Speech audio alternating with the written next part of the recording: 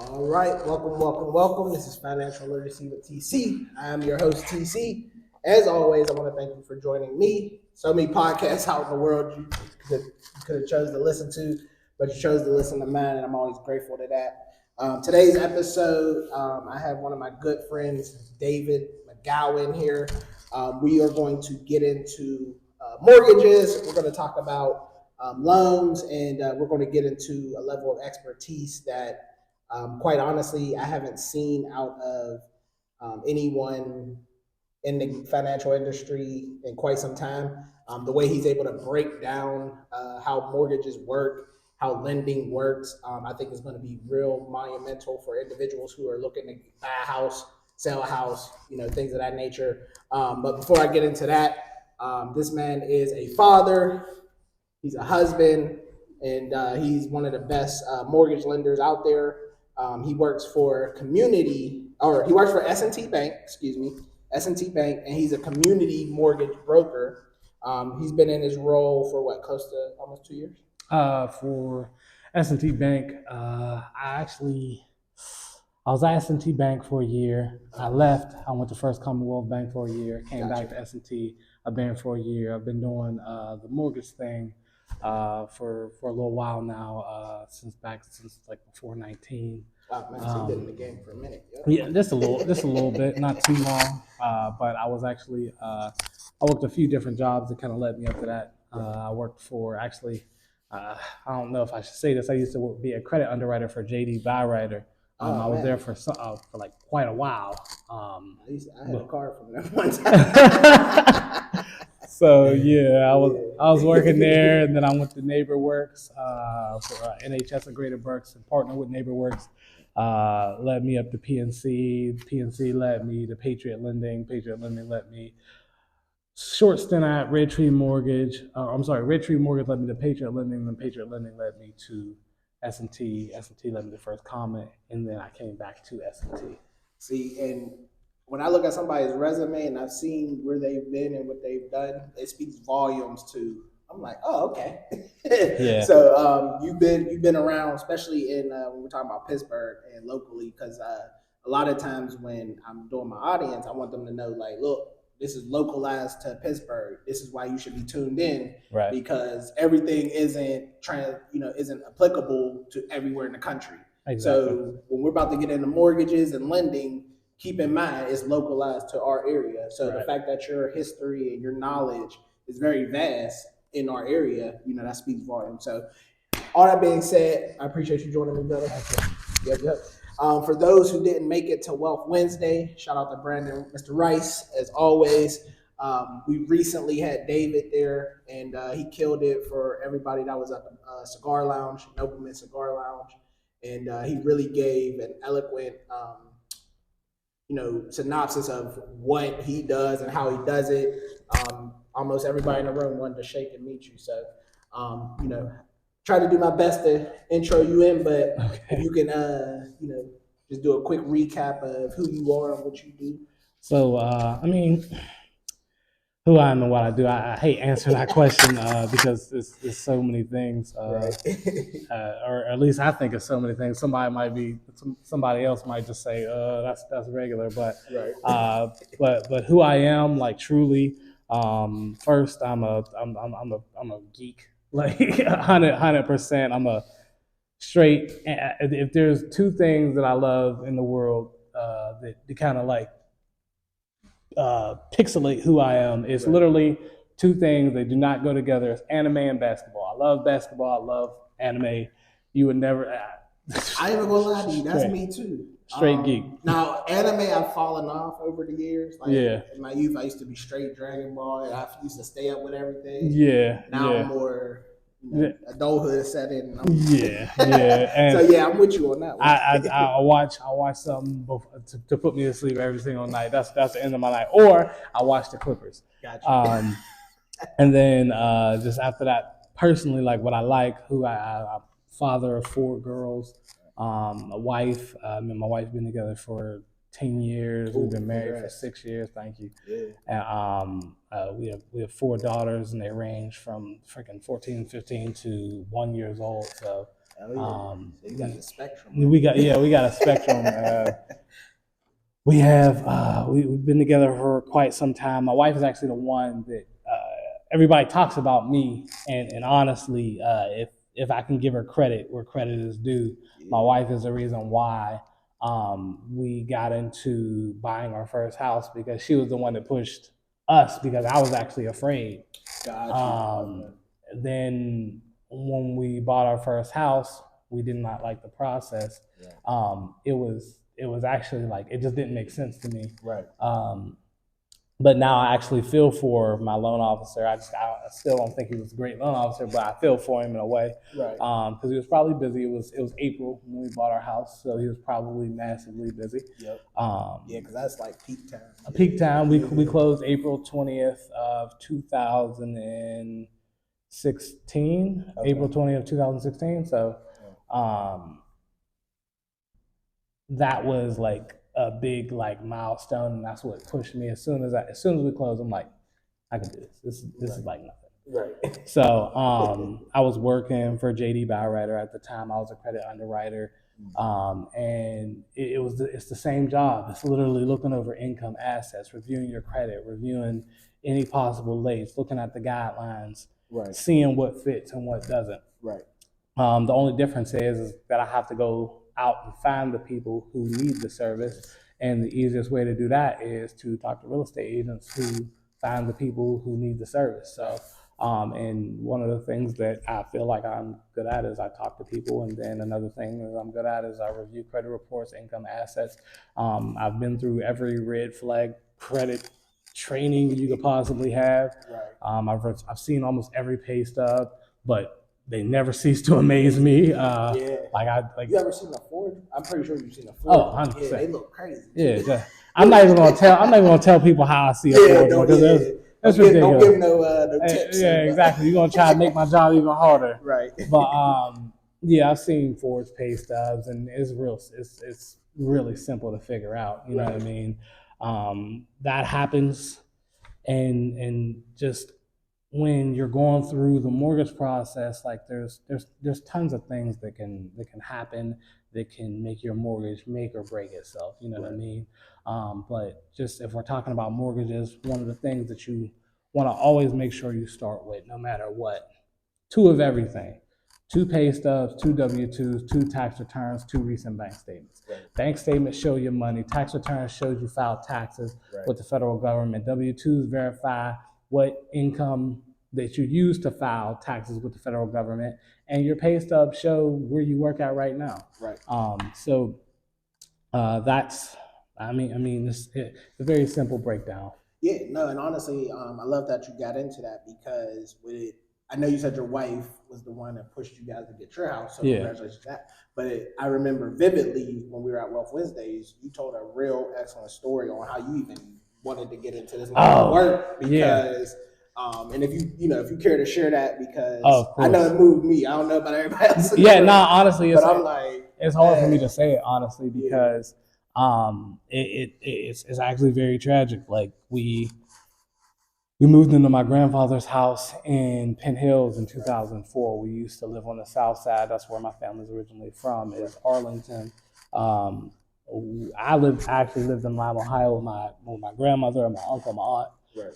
But moving from that, I ended up going back to live with my mother. We ended up inheriting our grandfather's house. But then after everything was said and done, I believe that I was about 14 or 15, somewhere in that realm. Right. I believe it was more so on the 15, 16 side, actually.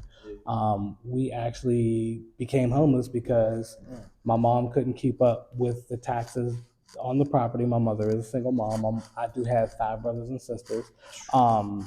Economics played a real. It was really real. There was actually a hole in my living room. No BS. I'm gonna make sure my friends see this, so they're gonna be like, he's telling this is straight facts. There was they're gonna drop something in the comment. Facts. Yep. I see it now. There was a hole in my roof. I used to play basketball growing up or whatever. Not gonna lie, there was a hole in my roof where you could see the beams in the attic. and the water was coming down. We used to just put buckets up under it, whatever. Not ashamed of it, because at the end of the day, that's where we lived at. And that helped, shape and mold you to who you are today. Exactly. Absolutely. I used to jump up there and like try to see how many pulls I could do. I was never a pull-up guy though. Like shoulders ain't like that. But yeah, so my mom, she couldn't really afford to keep up with the taxes. I remember saying to my mother when I was younger, like, I was like, man, we just need to put the house in somebody else's name and we could try to get money out of it. I didn't know what I was talking about. I didn't know anything about what I was saying. I was thinking, though. I'll give you credit for that. Exactly. And my mom knows that's true. And I'm a I told you so type of person. So she knows I was right. Yeah. But 162 East Leamington is no longer on the map. It's a completely knocked down house. It literally. Holding the thing. Yeah, you got to knock that down. So the house was pretty much taken away from us. We don't have it anymore. It was actually technically a 2-bedroom, 2-bathroom house. We actually turned the dining room into another bedroom. Like I said, I had 5 brothers and sisters. Yeah.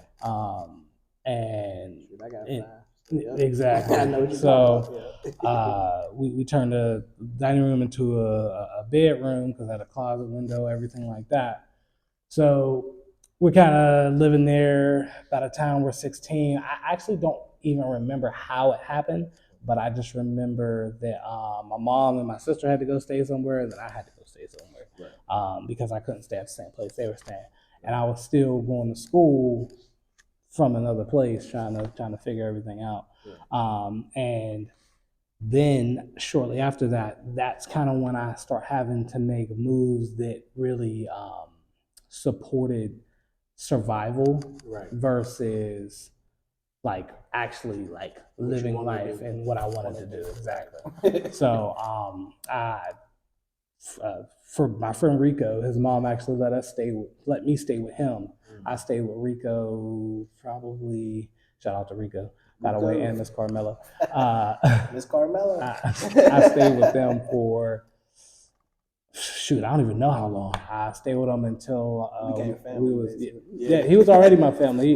He used to I ain't even gonna say what we used to do, man. We used to we did some stuff. So I got you. I got to stay over his house finally. I'm gonna say and basically I lived with him until I went to college, and then my mom got her own place again. So she was actually over on the north side, and I was going to CCAC over on the north side in the daytime, going to work at the post office in the evening. And that killed me. I was drained. I couldn't really do anything. So after that, where did I go? Honestly, that's like a blur. Like I worked at the post office, then I worked for the I worked for FIA, student loan company. It was one of the student loan servicers. I used to do student loan consolidations, worked there for a while. Still in school, trying to figure everything out.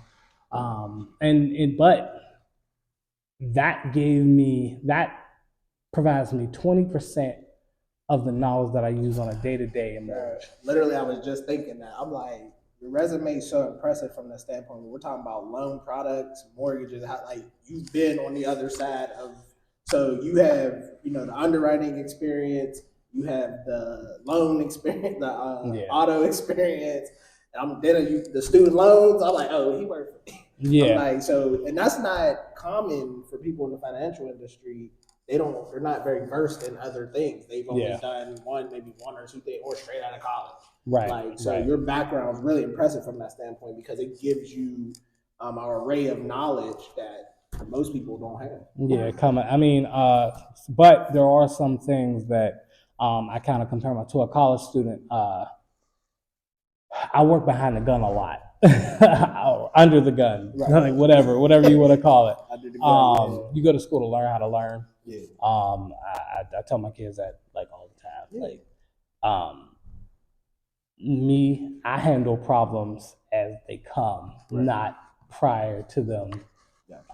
Organizational skills, it was never like a thing, but I always get it done. And the thing about working at FIA and working for NeighborWorks and all of that just handling problems as they come became like second nature. You know what I mean? It became a gift and a curse all at the same time. It allows you to think on your feet, but then it gives you severe anxiety because then you're just like, oh my goodness, I have 10,000 things to do. What do I do first? And I just think that, yes, I'll never, my friend tells me this all the time, my boy Peyton, he tells me all the time, like, oh, he was like, you've done this, you've done this, you've done that. But then there's a certain level of organization, I will say, that some of my friends who got to have that like full college experience have that I do not. But again, there's pros and cons to it all. Yeah. So with that being said, and I kind of loved how you structured this. And again, I keep referencing Wealth Wednesdays because that's when me and David was last together, and you really did a great job of connecting with the room. And he kind of just did that. So hopefully you were able to understand where he's coming from to now where he's gotten to. And with that being said, when you're dealing with clients and how you get them, you're able to give them a perspective that they may not be educated on. So this is financial literacy with TC, and one of the things that I wanted to make sure David can start to get into now is the process of once you get with him, what he's actually going to do for you from the standpoint of helping you understand how this mortgage process works. For anyone who's tuned in for financial literacy with TC for multiple weeks or months, you know we started the year off talking about the home buyer programs, home buyer workshops. And for you to be an actual live mortgage agent, you know, you have insight and knowledge that can help guide people in a way that they just aren't familiar with, especially in the Black community. So my question for you to say all that is, once you link up with clients, you already got into what they need to bring and what they need to have. How does that process work as far as you educating them on, you know, what the process is going to look like from the standpoint of credit, from the standpoint of finding the house, working with realtors, all that, like just the walkthrough of the process? Okay, so I do, my process is just a little bit different than other mortgage bankers. And actually, as you were telling it, I know him, and I was like, damn, I like that. Yeah. I mean, honestly, I'll more so to give you a better grasp of it, I first have to explain the pieces in it before I can like go into the nitty gritty, just to keep myself. Oh yeah, this I'm just hosting. This shit. So first off, it's those pieces of documents that I told you earlier: 2 pay stubs, 2 bank statements, 2 W-2s, 2 years of tax returns. Gotcha. I'll get back to that. But then there's myself, there's your agent, there's the processor, there's the underwriter, there's the underwriting manager, there's my manager. And they're all pieces in this, whether you think it is happening or not. S&T is relatively new to the down payment assistance and closing costs programs, but that does not make them any less formidable in the financing realm. Shoot, anytime you can get some money, help with, you know what I mean? Exactly. Don't really matter. Exactly. And with S&T, the reason why I went back and the reason why I like it better, it gives me a little bit more free reign. I don't necessarily have to work under anybody who sits right next to me. I just have that free reign to do what I need to do to get the job done. Absolutely. But there are also still checks and balances, such as my processor, the underwriter, the underwriting manager, and then those mortgage guidelines that Fannie Mae and Freddie Mac love to flex on us with. Right. So we mentioned 2 pay stubs, 2 tax returns, 2 W-2s, 2 recent bank statements, tax returns, pay stubs, W-2s. Right. So the reason why we get those is we need to verify pretty much the last 2 years of your living situation, your work situation, your financial situation. Yeah. Very, very important. I'm going to take those documents. I'm going to review your bank statements. I'm going to review your pay stubs for your debt to income ratio. When I review all of that information, basically what I'm trying to do is come up with a consensus of, do you fit this program? Right. Next, we're just going to talk about S&T Bank's product. We have a conventional loan that only requires a 620 credit score. It is a manual underwrite. And I'll explain the difference between a manual underwrite and a regular conventional mortgage in a second. But the reason why that's so important is because the regular conventional loan, it will allow you you can go for a regular conventional loan if you have a 620 credit score, Right. but you still have to be ran through an automated system called Desktop Underwriter. Desktop Underwriter, the provisions are ever changing, but Desktop Underwriter was written a long time ago. Like it was written a while ago. So Right. you can imagine. I'm not saying it caters to anybody. I'm just saying it was written a while ago. Right. And if you don't fit the criteria, the credit criteria, then even though you have that 620 credit score, even though you own a house, even though you have money in the bank, you could still be denied because your credit score can be a 620, but you can have something on your credit report that it does not like. Gotcha. Like a 90-day late payment. 90-day late payment. You have too many delinquencies in a certain period of time. Right. You don't have enough revolving credit or something like that. There's a plethora of things that it can say that can make you not eligible for that loan. The good thing about a manual underwrite is that we don't need that to say yes. Got you. So that's sort of like just a tool for you guys as a exactly. Gotcha. It's a guideline because it'll tell you what you need to do the manual underwrite. Gotcha. Even if it tells you no. Right. And we do run that. So basically, what we need to do is we need to figure out if you are going to hit a certain debt to income ratio. We're going to figure out how many months of reserves you have. We're going to figure out all of these things using the information you just provided us to get you into a program. And there are so many programs out there right now that it's almost impossible with the manual underwrite for you not to get a loan. And I'm not saying it's impossible, but for people who have a job for 2 years and you have, like, let's say you have anywhere between $3,000 to $5,000, I would say try. Right. At least try. Try. And it's very, very important to, like, there's just so many programs. There's the First Front Door program. It rolls around every single year. Yes, you got into that. Yeah. The First Front Door program, they did something crazy. They were like, yeah, they're giving out $15,000. And the first thing, when somebody said that, I was like, they don't know what they're talking about. Right. And then I looked on them, I was like, 15,000.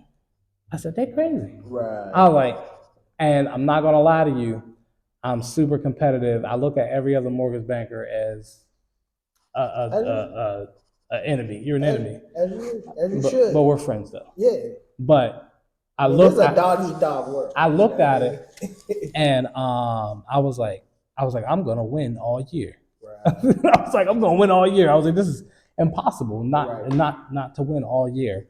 Right.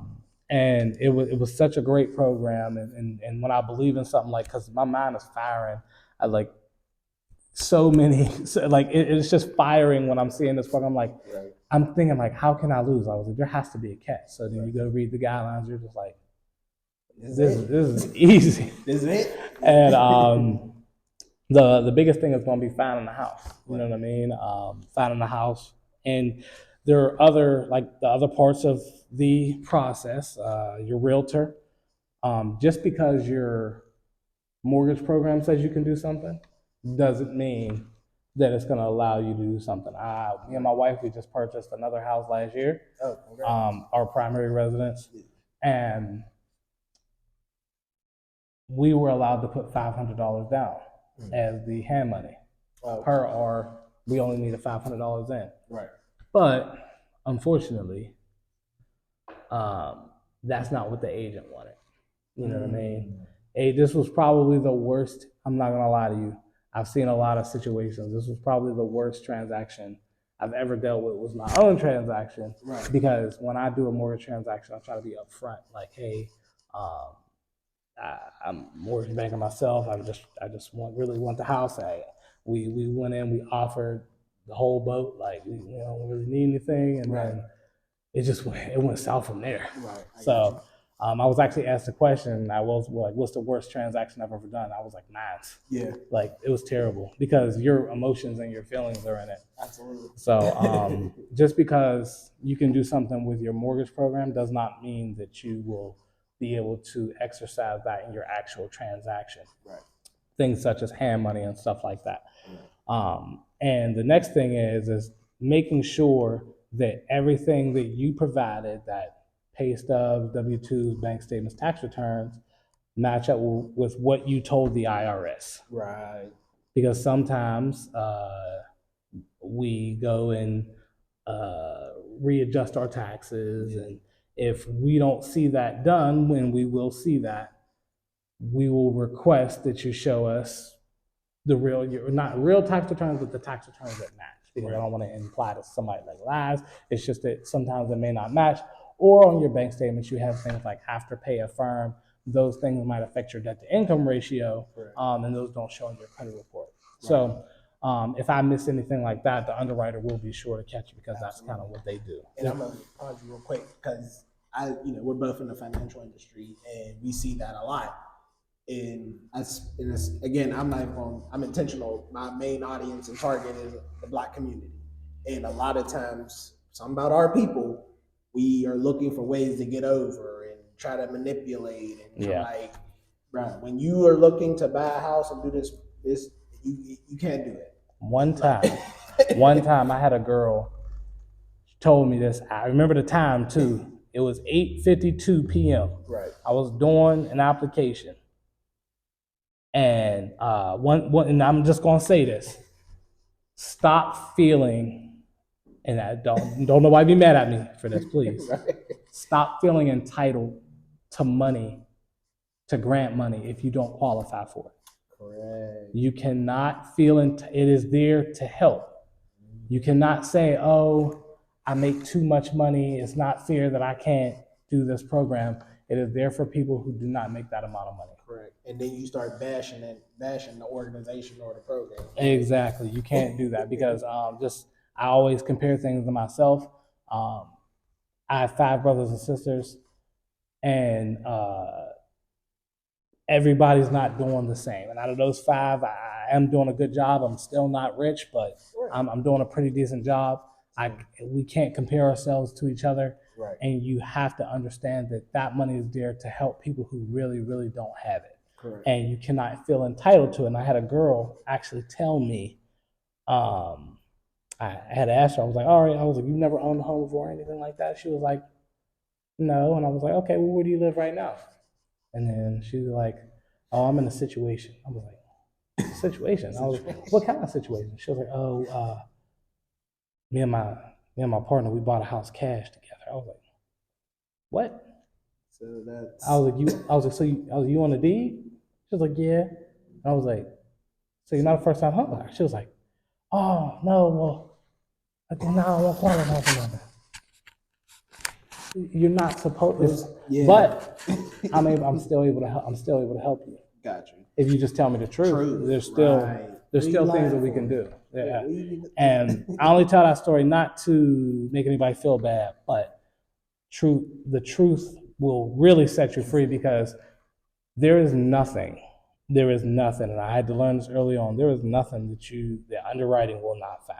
Correct. Yeah. There's nothing. And their job is to mitigate risk. Exactly. And protect the bank. Right. If you don't know that, I hope it's clear what we're saying. Exactly. So, no, you're right.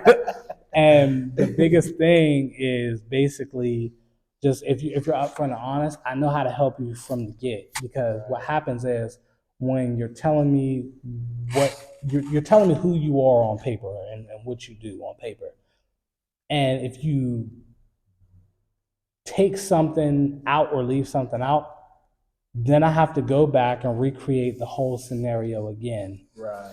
Just in my mind, to try to figure out how to better help you. Right. And if you don't tell the truth, or if you're not forthcoming with the information, then you just scrambled my brain in a sense. So the one thing you want to do is just try to be as upfront and honest as possible, because the last thing I want to do is one, send you away with a bad taste in your mouth and you not want to use me again. So I'm going to do everything in my power up front to try to to try to put you into a home or get you into a mortgage, like that's my job. So the last thing I want to do is send somebody away without a mortgage. Right.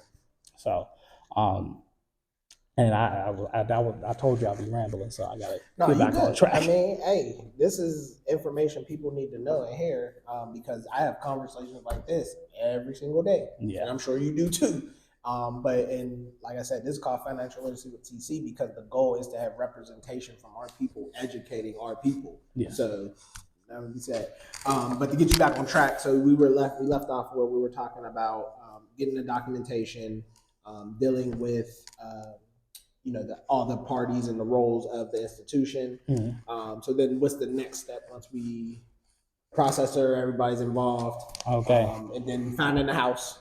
Okay, so once I have those documents, I will determine you eligible for whatever program. Like people who are less than 80% area median income, you're most likely going to qualify for every program. Right. So with you qualifying for every program, one of the questions that I ask my buyers that a lot of people don't is what part of town do you want to live on? Yeah. Me personally, I grew up on the east side. Like that's where my teenage adulting life began. And I will die before I go to the north side. Nothing against anybody from the north side, anything like that. Don't want to live on the north side. Don't want to live on Charles Street. Yeah. I don't know. It's just too much. It do feel different. It's way different. I did live in Elliott for a short period of time. That's Sheridan, yeah. A little bit more quieter, but still. If you ever tried to get to the north side, because I was going to CCAC when I was living up there too. Yeah. If you ever try to go down Steuben Street at 8 o'clock, 9 o'clock in the morning, you will never get anywhere on time. Right. Yeah. I don't know how to do. I don't even know why you would want to live up there. Not saying anybody should not live up there, but I'm just saying, like me personally, west side, north side, and the south side is just a mountain. So, but some people love it up there. Yeah. 18th, 21st, 24th. So it would definitely have to be the east side for me. And I ask my clients, what side of town do you want to live on? Because that is very, very important. Very important. If you want to live on north, west, or south, most likely you're going to be using the city program. Yep. You're going to be using the URA, own PGH, or first front door. Right. If you want to live in Penn Hills, because when we say east side, we say at Penn Hills. Yeah. You want to live in Penn Hills? Action Housing has a grant program that goes up to $14,500. We now have changed our program from $5,000 to $3,000. Okay. That's actually going to be a change that's going to occur sometime next week, I believe. Okay. And it's for a good reason though. Some people would think like, oh, why would you go from $5,000 to $3,000? The first thing people are going to say is, oh, banks don't want to give out they don't want to give out no money. Mm-hmm. Actually, what they want to do happen for two reasons. One, to stretch the money. Right. Two, more people they can give to. Exactly. And before it was up to $5,000, now it's flat $3,000. And if there is a down payment portion and a closing cost portion, the $5,000 was only able to be used for the closing costs, but now it can be used for down payment and closing costs. And that's actually better. Exactly. Yep. So it stretches out the money and then it makes it more, versatile. Correct. Yep. So the 3,000. So it's better if you think about it. Exactly. Just off the top of my head, like if you were buying a house, and you were doing our program is 3% down. Right. And you think of it in terms of down payment and closing costs. So what you know about a home buying situation is you put 1% down in hand money. That's typical. If you're buying a $150,000 house, that is 1% down is $1,500. So you're going to give that hand money to your agent. Okay. 3% down of $150,000, I believe, is $4,500. So if we put that $3,000 towards the down payment, which is $4,500, you only got $1,500 left. You already put your $1,500 hand money down. Right. That's done. Now, if you can go behind it and get seller's assist or a different program, which is first front door, I just told you before. I don't know how they're gonna beat me with the first front door being 15,000. Right. I don't know either. And it's a 1 to 10 match. It's a one to 10 match. So for every $1 you put in, you'll get $10 back. Oh, nice. So if you put in your $1,500 hand money, you get 15,000. Right. But typically on a $150,000 house, depending on where you buy it, I would say your closing costs, let's just say it's $10,000 for simple math. Right. If you get 6% seller's assistance, that's $9,000. That's $1,000 left. That's $1,000 at closing, just so everybody knows. Right. So you will only spend $1,000 in that scenario that I just put forth. But if you go back behind it, and then we talk about first front door, we bring that in, you already put $1,500 in. Now we could put $15,000 towards your down payment. Right. Now your $3,000 is still carried over on the other side, and we can adjust that money however we need to, right, to make your deal work. It's just, we're literally just moving funds to cover your closing costs and then down payment, whatever you need. Right. Exactly. You know what I mean? And no, we can't just change it up in the middle of the process. We're going to give you what's needed. We want to utilize as much money as possible, but we also want to look into, one of the things that I talk to my clients about is affordability. Yes. A lot of clients ask me, do I have to use this whole pre-approval? My answer is no, you do not. For some reason, loan officers never really say that. I don't know why. Yeah, I've witnessed that too. And then also for individuals who've never bought a house, which I totally understand your ignorance, the money is not for you to get if you don't use the full amount. Right. It's to cover the house. So just so we're clear, because I've had people ask me that. Do I get the rest of the money? I hooped with a guy at LA Fitness. And, sorry, I have to use you as an example. Hooped with a guy at LA Fitness. He's seen my grant post on Facebook. Yeah. He was like, "What?" He was like, "You giving away grants?" He called me. He was like, "You giving away grants?" He was like, "Yeah, what's up, man?" He was just like sweet talking me. I'm like, "Bro, you just beating on me, bro." I was like, "I ain't giving you no money." I'm like, "I'm joking."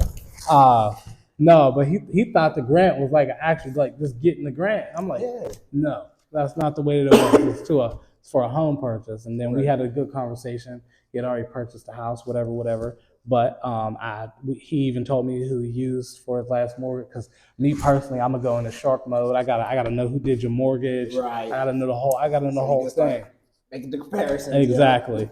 So that happened. So a lot of people do think that the money is just going to come back in your hand. I actually have a client right now who thought that the grant money was about to come to him in his hand. And I'm like, I don't know. Maybe I just have to do a better job of explaining that up front.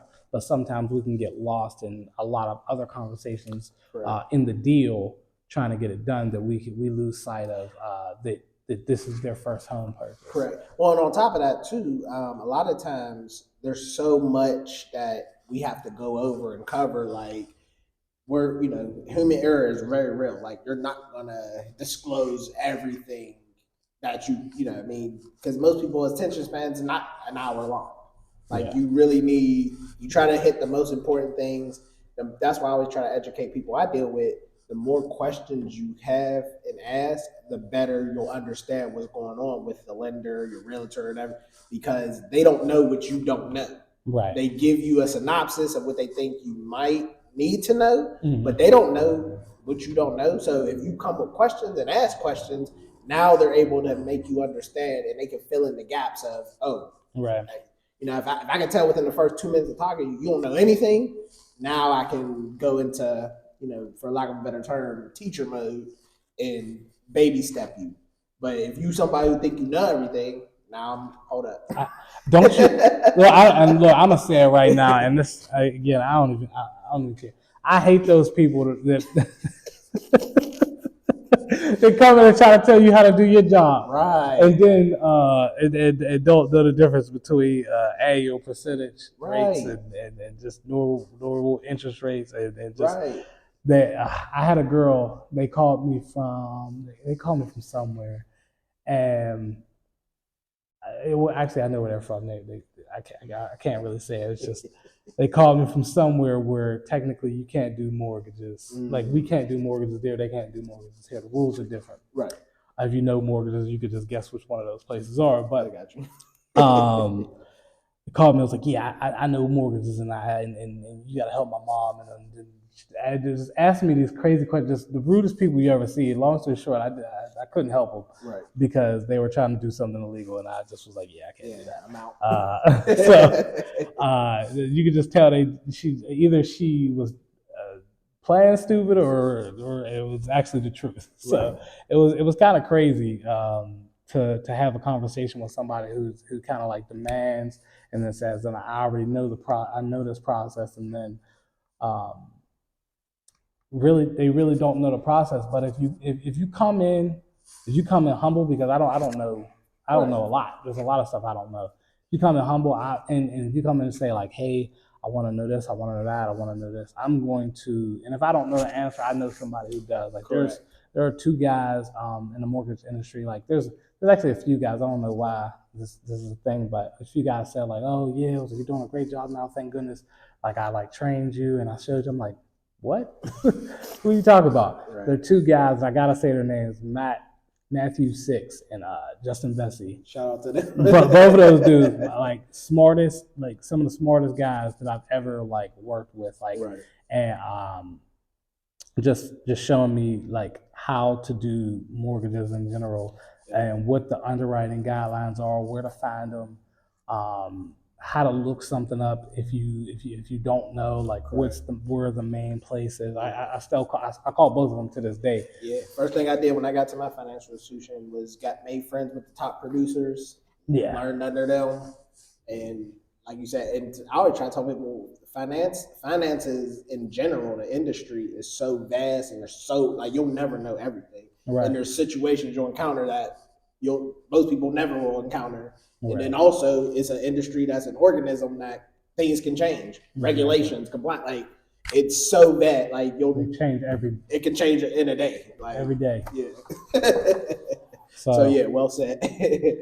So we're at the part where clients can get, you help them once you are able to break it down. And I kind of, applaud you on how you're able to break it down, because I've been around other mortgage lenders and they do not go into depth and be able to really, especially in our community, there's either a tone of that person feels like you're talking down to them or you're disrespecting them, or like I've seen those type of interactions.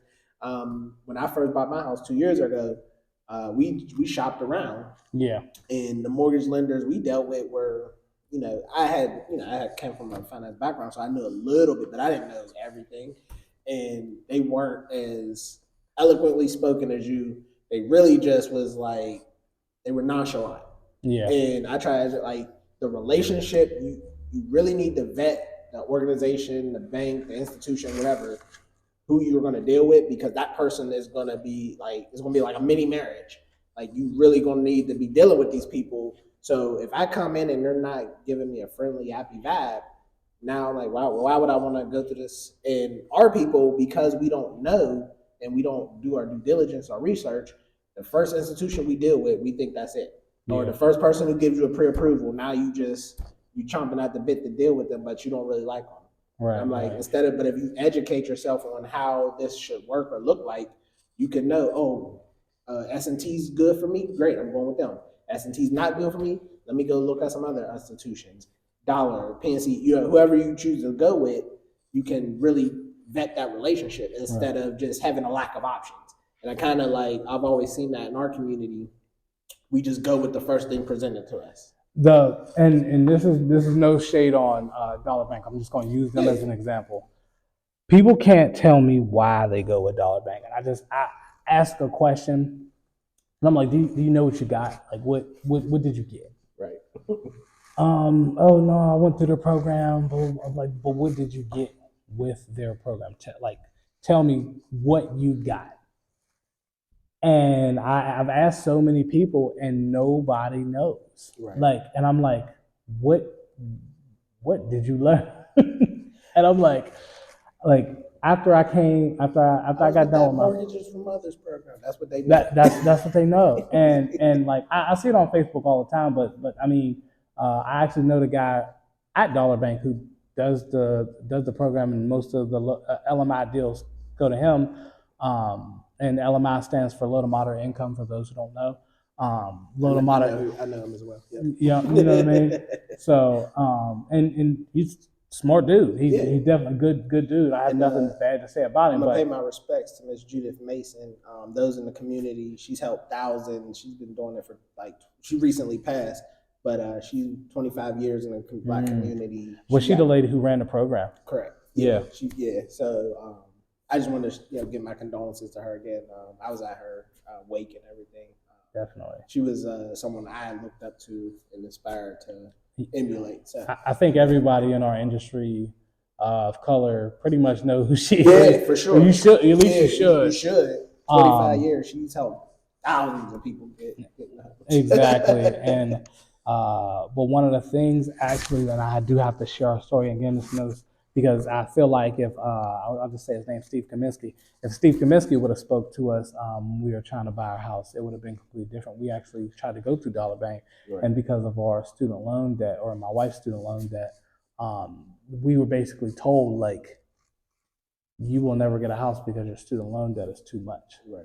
So, and I'll actually shout out Brandon Rice, because shortly after that, like back in 2016, 2017, the home prices were not what they are now. Like, we bought a 3-bedroom, 2-bathroom for $86,000. That's nice. And it's not the same. Right. So we bought that house, and then after that, it was like, suck it, Dollar Bank. Absolutely. Absolutely. And then what is that? What are we, 8 years later? 8 years later, now we're doing mortgages. We have a few properties. We manage a few. I mean, we're doing very well in this space. So, and I say that to say this: if you feel, or if somebody tells you something, and this is, I do this naturally, and in the past, people have taken it as disrespect. Right. But if somebody tells me something, I'll take it, but I don't necessarily keep it. If you tell me I can't do something, I'm gonna go and look and look and look and look and look and look and look. Just so I can prove your ass wrong. No, not so I can prove you wrong. I just mean it. I ain't gonna lie. Exactly.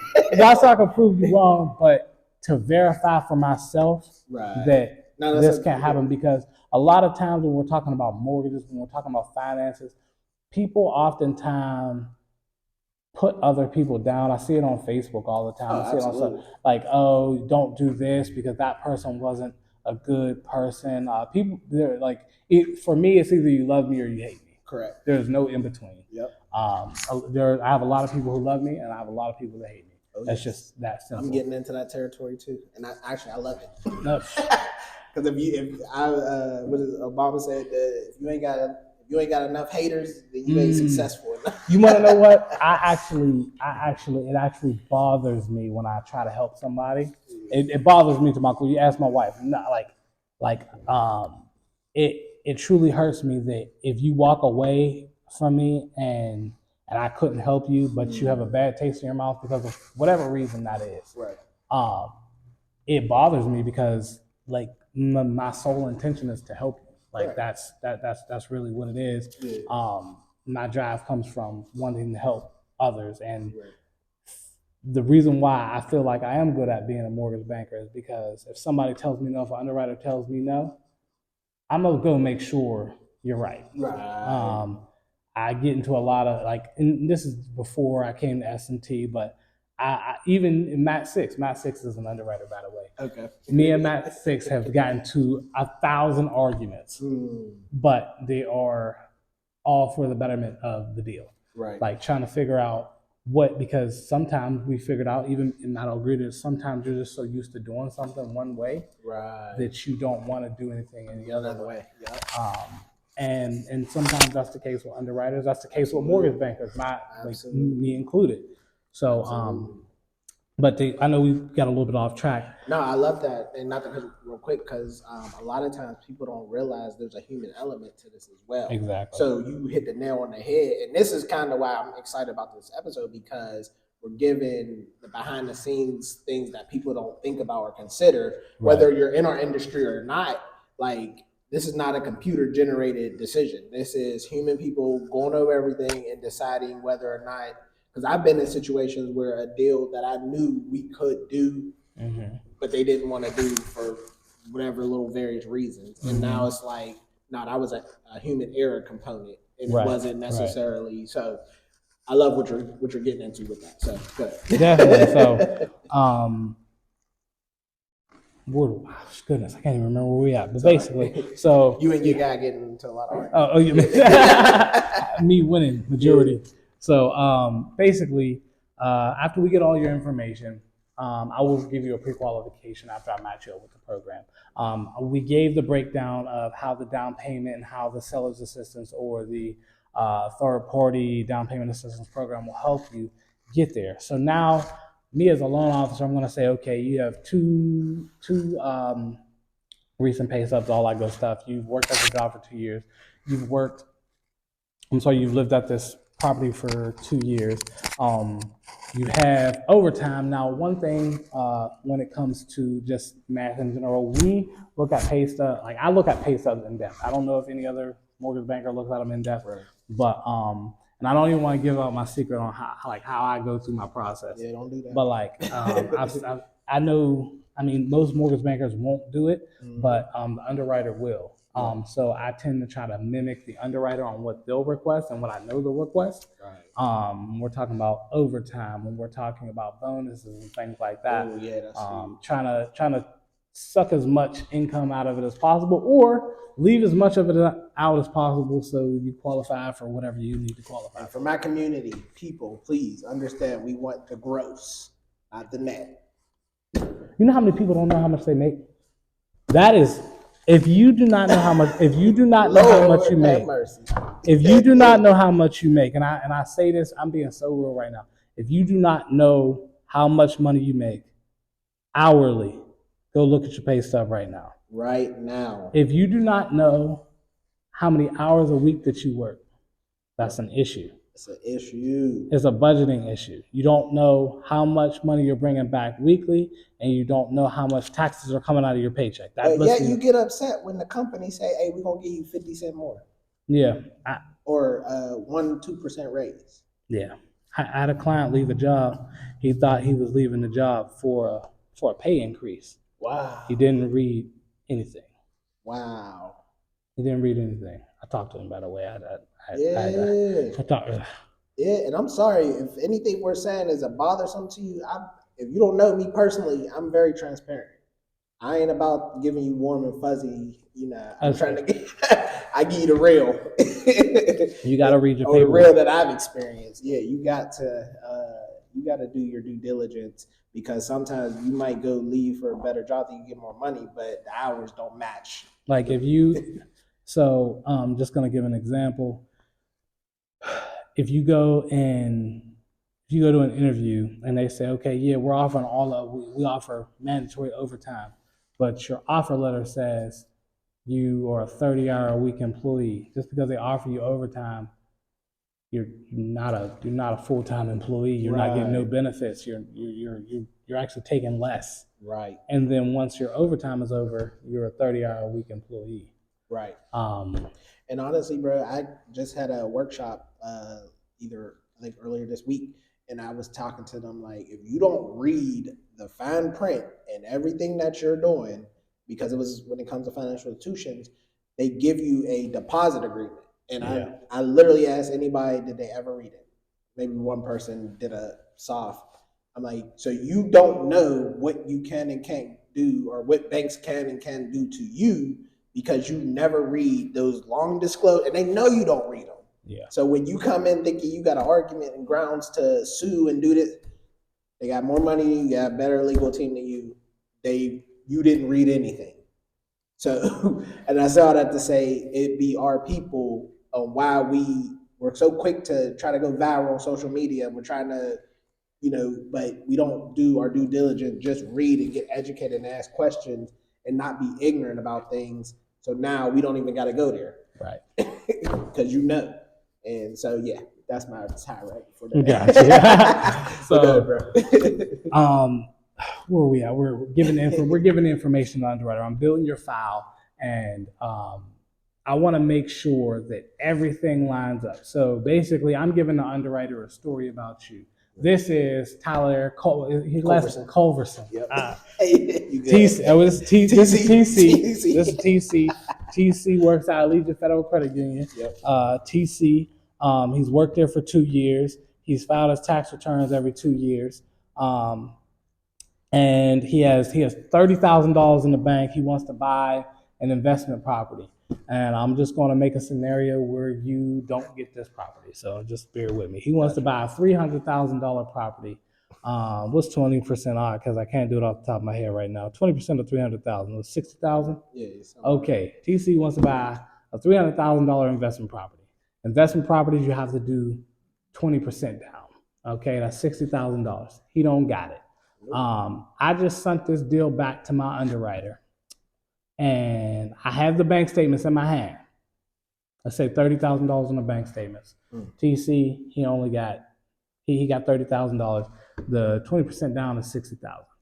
Why we send that back? We don't need to do that. So TC, you're gonna have to dip into your 401k and give me 30 grand from your 401k. And you got to have enough money. I'm just going to throw another wrench in there. You got to have enough money to give me another 30 grand out of your 401k and have 6 months reserves because it's an investment property. So we got to make sure we have all those ducks in a row. So when I give it to the underwriter, I can give all of these nice tidbits to the underwriter for you so they can see a clear picture. If you are piecemealing information or leaving things out to where you can say, oh, I have a job for 2 years. I didn't send you my bank statements. We don't know where the assets are coming from. And then if something happens or if something is different from what you told me, then we've just set ourselves up for failure. So you want to make sure all of your information is clear and concise when you're handing that in. So I'm just going to go back to a good situation. Then real quick on top of that, your credit is involved in this. So now, let's say you get denied, you wasted the credit pool. Right. And I'm not gonna lie to you, I never really looked up on this. This is my fault. This is terrible. But what is it like? 30 days. I believe it's 30 days. 30 days do they have for another credit pool? Without it like being a hard inquiry. Exactly. So you really want to make sure when you try it, you have all of your ducks in a row. You want to have everything that you need.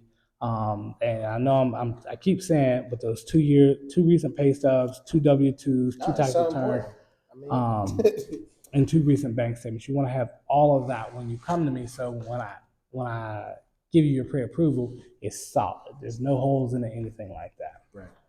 Absolutely. So yeah. Cool. So with that being said, how do people get in touch with you? Because I'll be honest, man, we just gave you a quick little rundown on what that process looks like. Because I got people to this day texting me, how I want to start the home buying process. I want to start working on